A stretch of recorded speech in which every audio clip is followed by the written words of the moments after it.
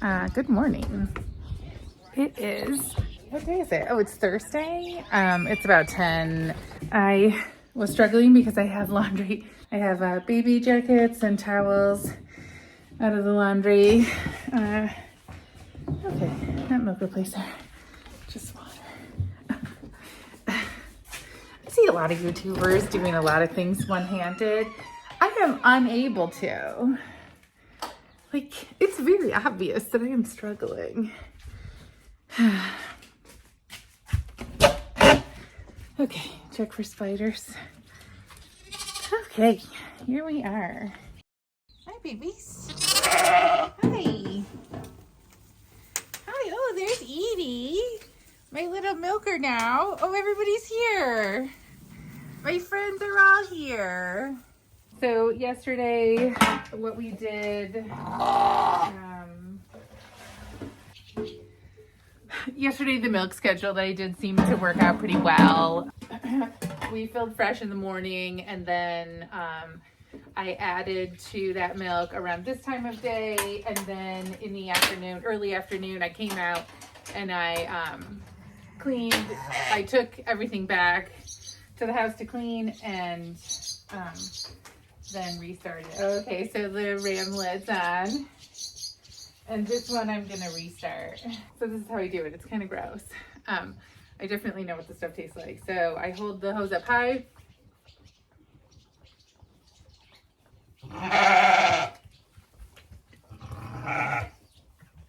All right.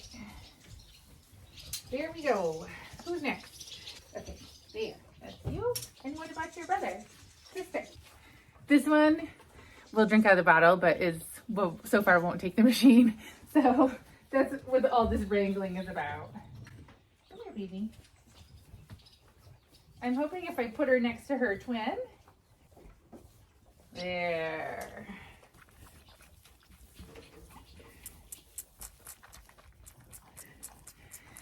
Okay, I'm just gonna look at our girl who is still pregnant. This is her right there. So yeah, no news. Charlotte and Bess hanging out in the aisle. Here's the relaxation gang. Here's the ewe who's still trying to escape. Here's that bale of haylage. There still is at least a third of a bale there. Here's little Edie. Do you want to try the machine? You do? You do want to try the machine? I'm so proud of you. Let me assure you, she does not want to try the machine. And I'm totally giving her special treatment because she's so beautiful, but I do suspect she maybe just isn't that smart. Hello. This is our foster mom. She is looking very svelte, nursing twins, even though I am also feeding them on the machine.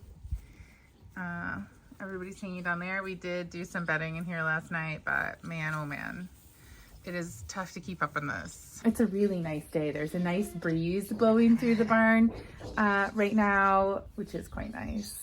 I don't know if we're supposed to get rain. It's another warm, humid day.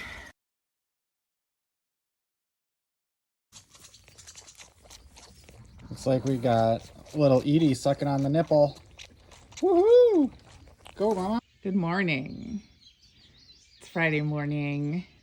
The chores are done, but it is such a gorgeous morning. I had to share.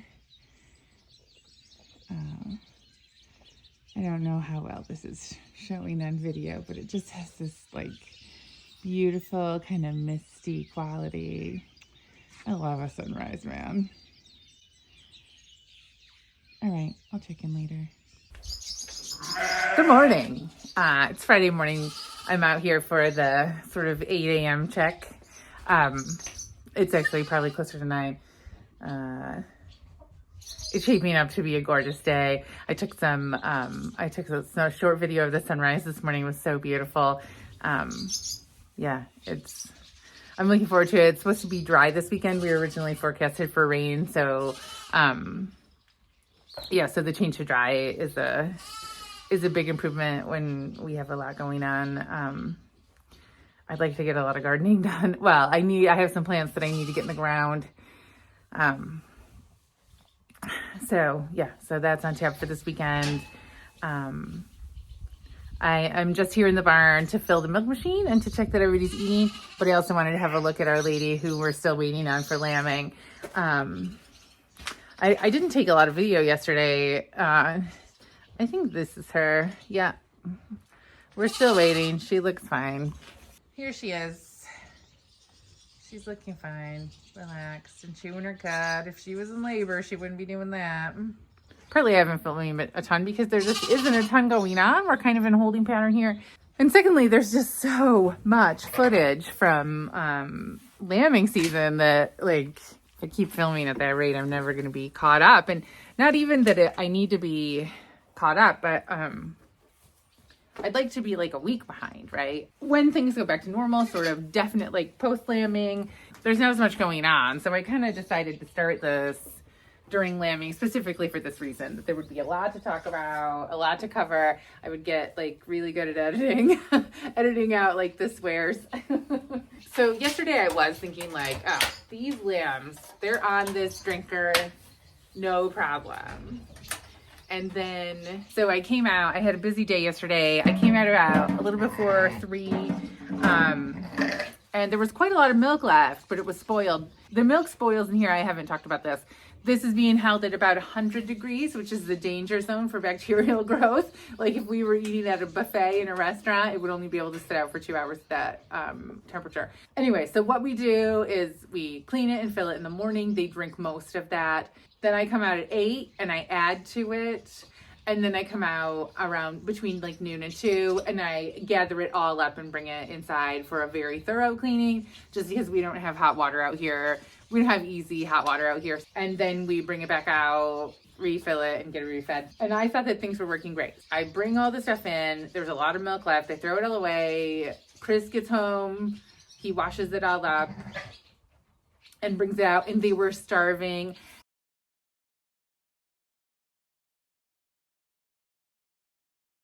All right, are you hungry? Are you hungry? Come on. Let's get on the machine. There you go. Oh, little bandit. This little pen is kind of like the baby lounge, and it's always full of babies, whether they're bottle babies or not. Here you go. That's how we do it. Oh, do you not know how to do it? Okay, that's how you do it. Yeah, you're not hungry.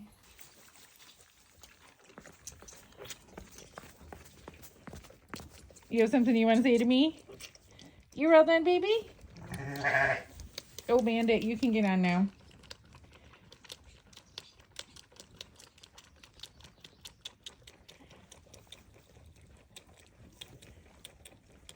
Last night I had some trouble sleeping because my thoughts were just racing about this situation out here. The wait for this last ewe to lamb is feeling interminable. We have jobs that need to get done here. So all these ram lambs need to be castrated. The vet is going to come to assist with that. We've done it ourselves in the past. Many producers do it themselves in the past. Also in the past, we've had the vet come to give them pain meds, or not pain meds, but numbing medication.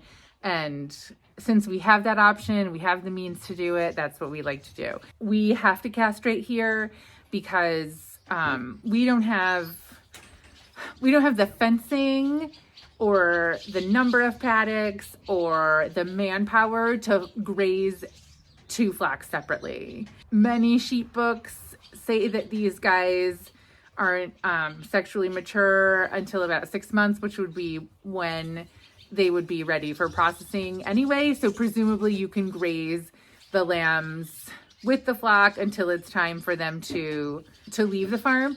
However, that has not proven to be true in our case. We have had accidental pregnancies from uncastrated rams that, according to the literature, we're supposed to be able to graze with the flock. So we don't do that anymore. Everybody gets castrated.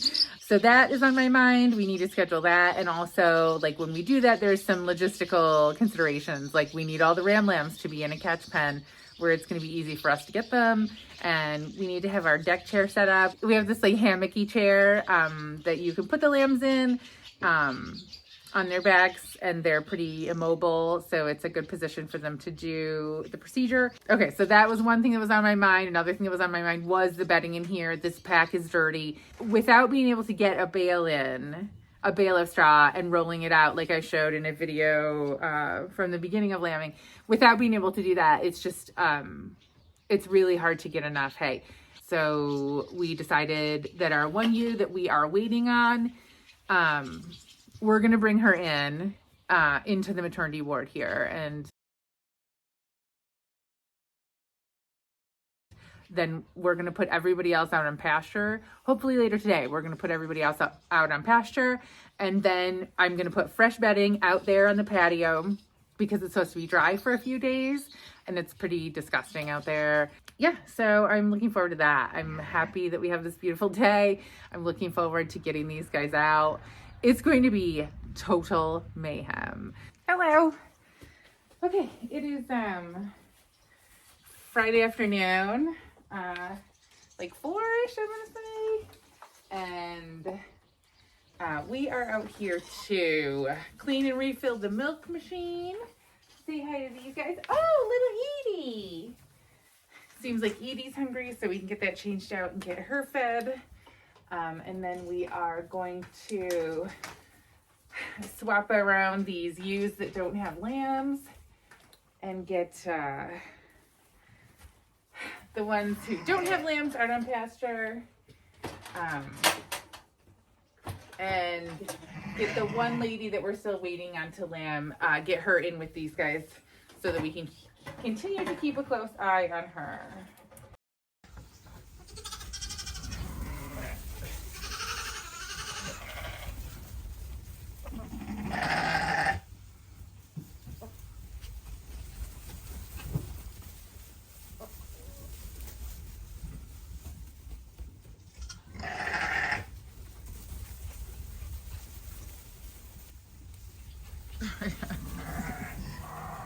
Oh, you don't want to be a part of it? He's like, I'm just gonna stay right here in the lamb lounge. Thank you very much.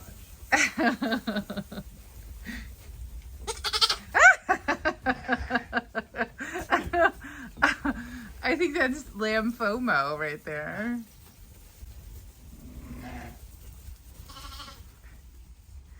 I would say they have energy, that's for sure. They seem very energetic. I know I put a lot of footage of this in my videos, but it never gets old. Okay, so now everybody is kind of open down to this point here, the walkway near the combi clamp. Let's see where our green stripe lady is. Oh, she's right down here. She's not sure about the new developments here. Okay, so I'm heading into the little shop, which is through this tight squeeze, to turn off the electric fence. Look at this nest. I just took a camera up there to see if you can hear the babies doing their little peeps. Okay, so I'm turning off the Energizer. Okay, so I talk about this fence a lot. I talk about portable fencing a lot. I haven't been explicit. This is electric. So this fence is hooked up to our main electric fence, which runs the perimeter, and it delivers a mild electric shock to an animal who touches it. It's excellent to have lambs in a situation like this where there's a very visible and obvious electric fence, and they'll be trained up on it. I mean, they don't even have to touch it to be trained up on it because somebody else will touch it and the reaction will be enough to teach everybody. So anyway, so Chris is opening it right now and we're going to let these ewes out on grass. I've said before that the transition from dry lot feed into grass is a stressful time for a farmer, but since these guys have had this wet haylage feed for a few days now, we shouldn't have any problems. Knock on wood. Okay, I'm gonna push them out. Come on, ladies, we're going on grass. Today is the day.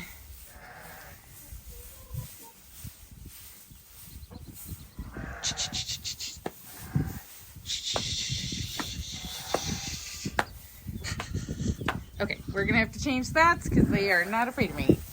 Okay, here's Bess. She's no fool. Yeah, I'll say. Jealous. Come on, girls.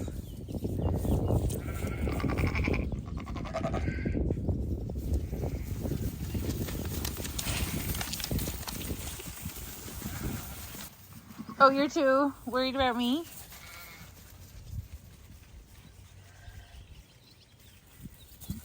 All right.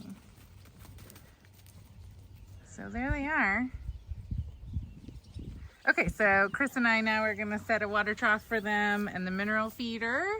While they're out here, they don't have access to the inside of the barn, but they do have access in here. This is the manure spreader shed. This is where we stored our dry hay and straw this winter, but as you can see, it's empty because we are out. We're not all the way out. We have some straw left in the upper barn. Okay, I am going for a bale of straw to bed this patio before our moms and babies go out. One thing I should have mentioned about the electric fencing when I was explaining is that it is always safer for electric fencing to be electrified. Training lambs on fence that isn't electrified is dangerous. They get tangled in it. They can die.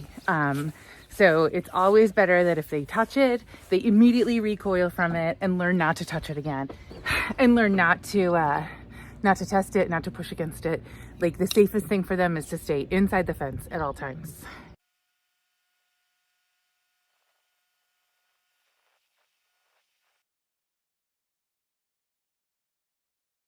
I'm leaving Chris to do the hard work because I just saw these ladies look up and realize that they had the whole barnyard to choose from. This is the low side of the barn, so I've said before that it's a bank barn. So this is the outside of the bank.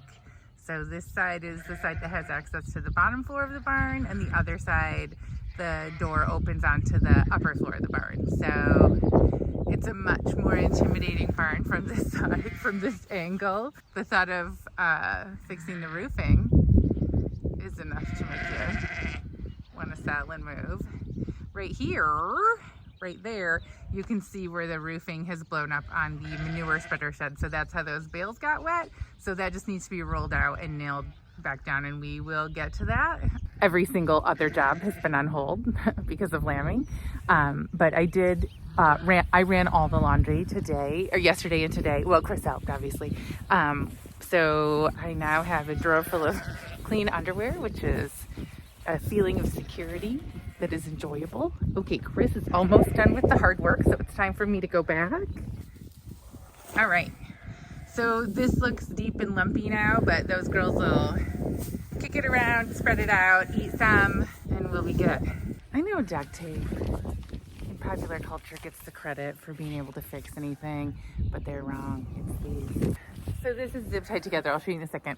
I just wanted to say that it's obvious this is not a purpose-built sheep barn. It was a purpose-built for dairy, for the best dairy technology that the 1950s USA had to offer.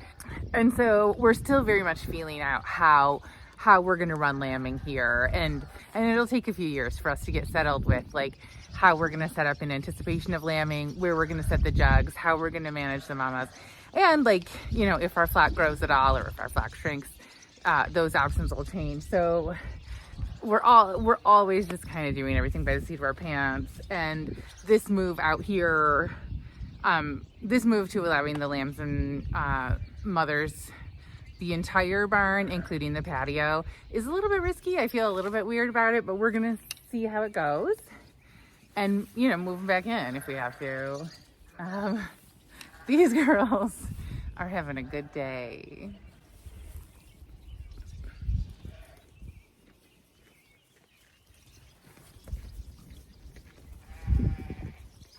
So when you put sheep into a new paddock, even though they know this, they obviously know this property, but what they do is they do the survey phase where they gallop around and eat and run, surveying what's out there. It's like a cruise ship buffet. You gotta look at the whole thing before you fill up a plate.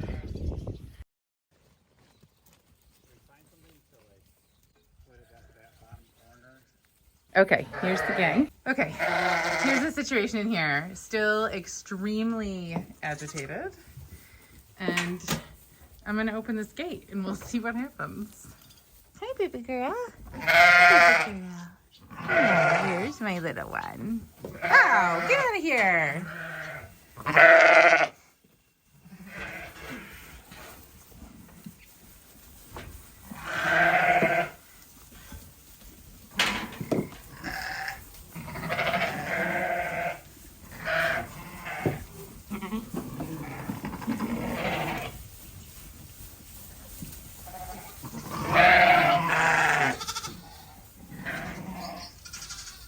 This group, they're like, whatever. Who cares?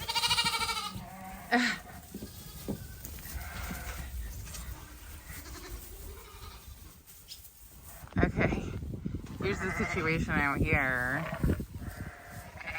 Like I said, this bedding is really deep right now. This ewe right here in the foreground, that's the ewe that we're waiting on to land. She's pretty winded from all of this excitement. Maybe it'll get her to go into labor.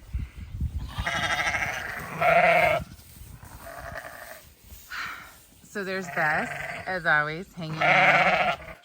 Okay, so Freckles, who is the super mom, has gathered up her babies and brought them back here and given them a yard. She needs a little break from the mayhem. Hi, Mama. How are you? Okay, so I have reconfigured the milk pen to put the creep gate kind of on the outside. It was clear that the lambs didn't understand that if they wanted to go in this direction, that they would actually have to come out in the opposite direction and go around. Not that my bottle babies aren't geniuses, but they couldn't figure it out. The initial excitement of the ewes over going outside and having a ton more available feed, that's over, and everybody's simmering down. So that was good. It didn't take too long. There's still some yelling. This lady, she's shedding like a champ.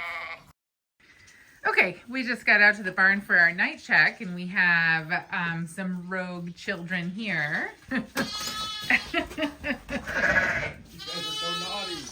I thought that by this time of day they would all be exhausted, but no. They seem to have plenty of energy for naughtiness. Okay, I'm gonna get to feeding these guys. And then we'll try and patch up some holes. The feeder panels in this area are big enough for a lamb to get through, but usually the lamb realizes that it's inside the pen where they want to be. It's mayhem in here.